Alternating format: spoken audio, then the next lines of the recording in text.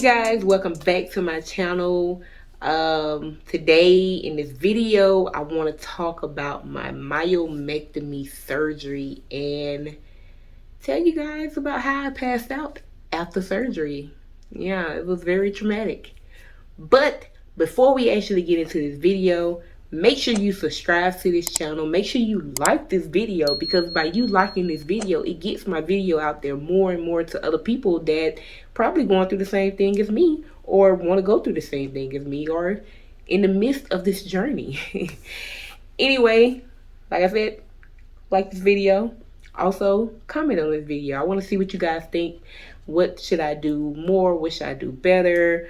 Or, you know, just give me a little critique on the video of what you guys think about it. I got some good videos coming up for you guys. Also, my 1 year surgery date is coming up also. So, also we're going to get into that later on in the video. But, not to keep the intro going so long, I just want to get into this video and let you guys know exactly what happened and what was the reason why I passed out from my myomectomy. When you hear fibroids or myomectomy or uterine fibroid and stuff like that, or tumors in the uterus, whatever you want to call it, it's crazy how it occurs so much in African American women. And I didn't really know nothing about it until I was diagnosed with fibroids. So this surgery that I just had, this was my second myomectomy. And my first myomectomy was back in 2015. And I had a huge fibroids. I don't have pictures of those fibroids, but in this video, I do have pictures of my recent fibroids. So back in 2015, my biggest fibroid was like 12 centimeters, and it was just growing bigger and bigger and bigger. And during that surgery, I only had 3 fibroids taken out. So, which is kind of crazy that I only had 3 taken out, which they was the 3 biggest ones. But I'm thinking that my doctor then was just only concerned about the bigger and larger fibroids. He wasn't concerned about the other ones. But at the same time, he didn't really tell me about the additional fibroids I had. But also that same day that I had that surgery, that morning my father had passed away also. So they knew about it, but they didn't let me know about it until after I came out of surgery. I'm still kind of heated with my family with not telling me until after surgery, but I understand why they did it like that. I understand why they didn't tell me right when it happened, because if they would have told me right when it happened, I probably would have went through the surgery, and most likely my blood pressure probably would have shot up. So they didn't let me know until after I came out of surgery and after I was in the room. And at that point, they didn't even want to tell me then. But that is not about this is not the time or video for that story. So fast forward to 2022, because I just recently got it in October. Yes, in October. So in October, my second myomectomy. And of course, it's pretty much standard. It's pretty much standard. You know, the typical fill out paperwork, do this blood work, test for COVID, which I still hate to this day. So, now mind you, every time I go under surgery, don't grill me about this, but every time that I used to go for surgery, I always declined blood transfusion. I don't know why I did that. I don't know why I did that, but I just always declined it. Because I'm looking like I'm pretty healthy, you know, I'm pretty much good. But something that day when we were filling out paperwork and filling out a bunch of consent, something in me told me, hey, check yes on the blood transfusion. Because the thing is, looking back at it now, I'm thinking that if I didn't have chose a blood transfusion, if I needed it, will I still be here? would I still be functioning correctly? You know, you need your blood to circulate to survive. So looking back, I'm pretty much happy that I actually checked yes for a blood transfusion. And okay, and so after paperwork, of course, they put you in your gown and put you in your hairnet and hook you up to monitor, get your IV started, which was kind of crazy because the IV, they wasn't able to get a good IV, and not a good IV. They wasn't able to get a good vein, which is kind of weird because I have wonderful veins. Like, none of that. Let's see right here. I don't know if you can see it on camera, but this is a good vein. This is a good one over here too, but you can't see it, but I can feel it. I have good veins, so it's never been a point of any nurse or phlebotomy tech to actually get a vein, get a good stick on me, which was kind of weird. But I chopped it up as being, since I just recently had bariatric surgery in April of last year, and here it is October.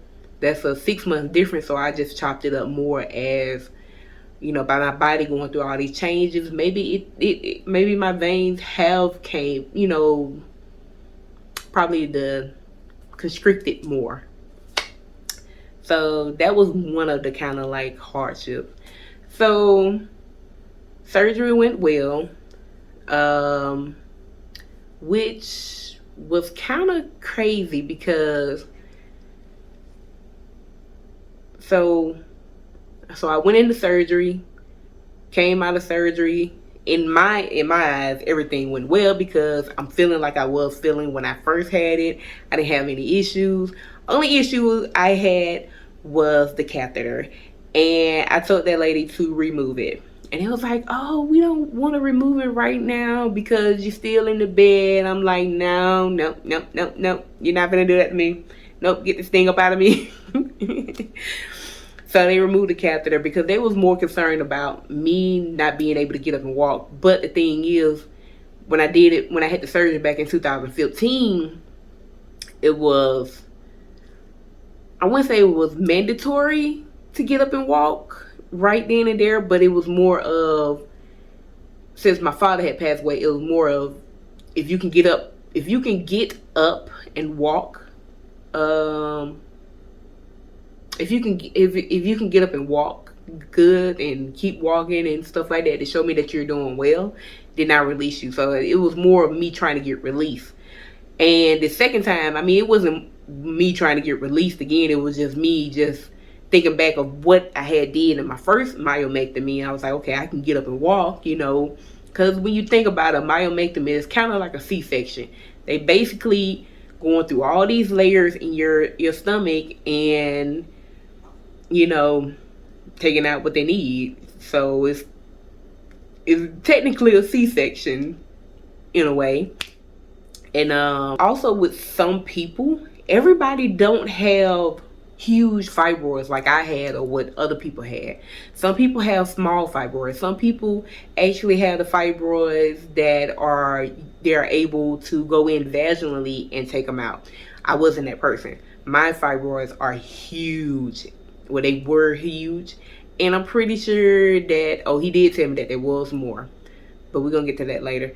But as far as like removals and stuff, like you can go vaginally and do it, or whatever. But my fibroids, they are not internal, and I know you're looking at me like, huh? So they're not internal in my uterus. They are mostly on the outside. They are all on the outside. So this picture that I'm about to post up is very graphic. So if you're a person that doesn't like blood, you're a person that are very squeamish, I suggest you to fast forward to skip on by because it is very graphic. So when I say my fibroids was on the outside, they was on the outside of my uterus. I didn't have any in the inside lining of my uterus. So they probably was a few that was probably like in the wall of my uterus, but majority of my fibroids was on the outside. So this is one of the pictures that showed one of the biggest, the biggest at that time fibroid, and then also it was another. The other picture is the actual, I think it was the other side of my uterus. So your uterus is what my doctor told me, that it's supposed to be 100 grams. I think that's right. I think he said it's supposed to be 100 grams. My uterus, well, the weight of it's supposed to be 100 grams. My uterus was a little over 500 grams. So my uterus was 5 times the size of a normal uterus. And I was like, yeah, I can see why, because I felt them. Like, literally, you can push on my stomach and you can feel the fibroids. So, them are the pictures of my fibroids when it was still intact. And this is a picture of where he removed them. It was 20 that he removed from my uterus, ranging from the biggest to the smallest. And he also said that I still have more in my uterus, but they are very, very small. So it gets to the point now of if I do want to do it again, I could. But at this point, I'm looking like, if I haven't had children by the time I turn, I want to say late 30s, but I'm going for like mid 30s in a way. Like, if I haven't had a child by then baby, just take the uterus. Just take it. Just take it. I don't want it no more. So hopefully this year, next year, some year before I get 35, 36 maybe. Hopefully by then I would have been had a child, or maybe I get lucky and have twins. But yeah, I was very shocked when I saw these pictures that my doctor gave me and said that, hey, well, he actually showed me after the surgery that this is what came out of you. And yeah, I had to give you, I think it was 3 pints of blood. That's how they go. 3 units. I forgot how blood transfusion go. I forgot I'm just gonna say unit. Okay, it was 3 units of blood that they had to give me. I don't know how much that equal. I probably put it down here somewhere, but I had 3 units of blood transfusion. And when he told me that after the surgery, when he had came in and checked on me, I was like, I am so glad. I am very, very glad that I actually checked yes in the box to get blood transfusion, because it wouldn't have, I don't know, probably could have been worse. So fast forward probably maybe a couple of hours after surgery. So at this point, after my catheter was removed, it wasn't removed immediately. It was removed probably a little bit later, a couple of hours later, which I was kind of disappointed. But after it got removed, probably maybe 30 minutes or so or whatever, I got up and walked.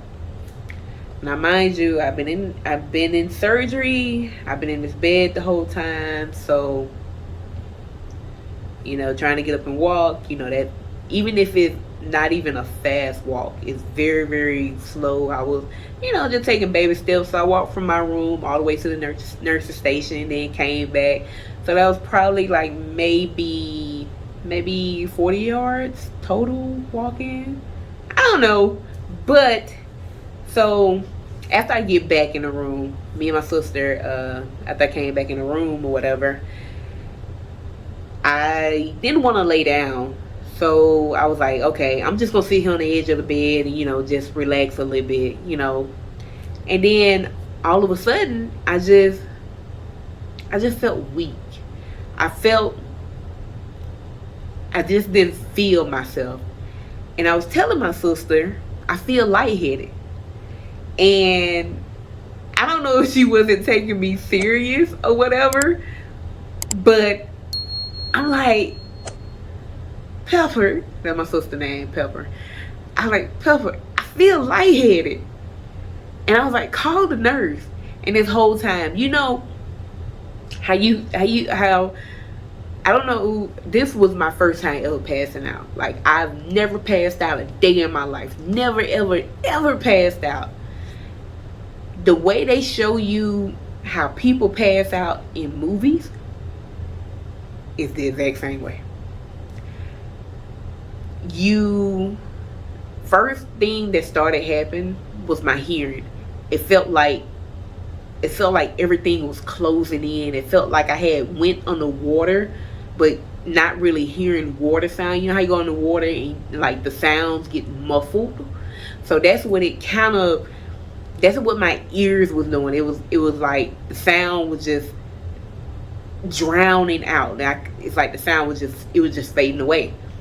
And my vision, like, it was doing the same thing. So at one point I'm looking and I'm like, you see these dark rings just come around and you just like, oh my God. I'm looking like, oh my gosh, what's happening? What is going on? And I'm like, and then it's like, you don't remember. It's like it closes in so much till it just take you out. And it was so weird because I'm up here telling my sister, the last thing I remember telling my sister, I was like, Pepper, I'm about to pass out. And I don't know, I'm looking at her, she's looking at me, and I'm like, bruh, do something. Like, she wasn't doing nothing. And I was like, bruh, do something. I'm about to pass out. I'm telling you, I'm about to pass out. And she's just looking at me. Why is you looking at me? Why is you not calling the nurse or somebody to get here? Because I'm about to pass the fuck out. Sorry, my cousin. But looking back on it, it's funny as hell. But in that moment, it was so scary because I never experienced passing out. Never.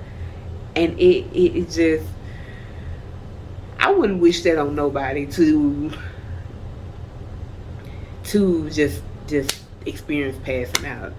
I know it's people that probably does, has it, and it is not voluntary, but it's a scary thing because I passed out, don't remember nothing, and the only thing I remember is waking up and my sister got my head in her hand.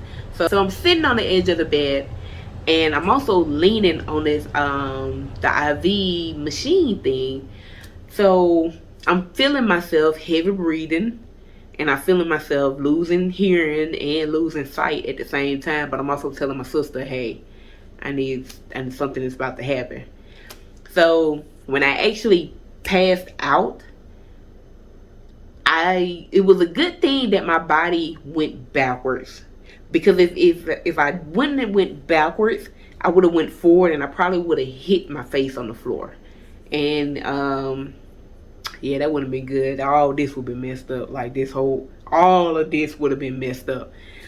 And so I felt backwards, and the only thing I remember is waking up and my sister is holding my head in her hand because I went back over the bed. And of course, I mean, it's a hospital bed, it's a twin side bed. So she calling for help. I hear her calling for help, but at this moment, I'm still coming out of, I'm still coming out of passing out. So, so as I'm coming to, I'm in pain. And it's crazy about I wasn't in the pain. I wasn't in pain from my incision.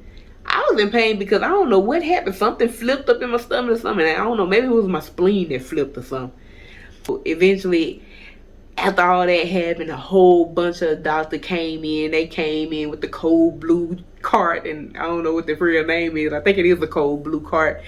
They came in. I think it was probably like 6-7 doctors in there at one time, and they just, and I was so happy that they all came in. They was checking on me, blood work and all this, and just they was on it. I was scared. But at the same time, I was happy that they was actually there and on it, and it was, so me in that moment, me being scared and everything. So technically, I was literally supposed to stay there until the next day. So surgery was Monday, and I was technically supposed to leave Tuesday. But with the whole pass out, I was like, do I really want to leave right now? Because I was in my mind, I was like, maybe it might happen again, although it haven't. But in that moment, I didn't know. So I was like, what if it happened again? What if I go walk again and I pass out again? So that was playing in my head over and over again. So instead of leaving Tuesday, I stayed another night, and I didn't leave until Wednesday. So all in all,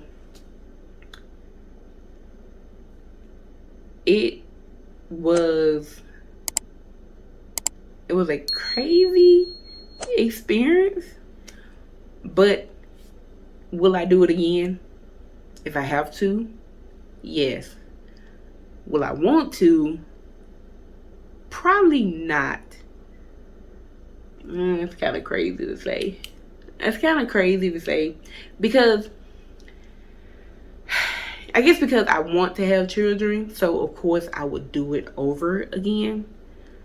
But at the same time, I don't want to go through that experience again. But if I had to go through that experience, I would. It probably just didn't make sense what I just said, but hopefully it did make sense.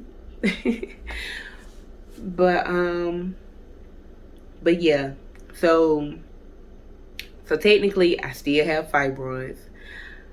I don't feel them, which is a good thing. So that means they are very, very small. They also have different, well, I wouldn't say they have different, but they got some kind of medicine that they have to keep them from growing. Now the thing is, it's a trial drug, and I'm like, I don't even like taking my vitamins. So me trying to take another kind of medicine that can possibly, keep my fibroids from getting bigger, I don't know. I really don't want to do that. So I haven't took them. But at the same time, with my fibroids, they grow slowly. So that's a good thing about them, that they don't grow fast. So 2015 was my first one, and my last one was 2022. So that's 7 years. So I'm 33. So in the next 7 years, if I haven't had kids, I'm getting a hysterectomy. I'm not playing. I am dead serious. I will be getting a hysterectomy at 40 if I haven't had kids. I will not be. Ooh, no, I can't do it. I can't do it. No. But as always, thank you guys for watching this video. Thank you guys for supporting me. And also make sure you, please, if you view this video a little bit, either just a minute or something like that, or even if you've made it to the end of this video, make sure you like this video and subscribe to my channel. I'm kind of fun, hopefully. Anyway, like, comment, subscribe. Thank you guys for watching this video, and make sure you come back for my next video. See you later. Bye.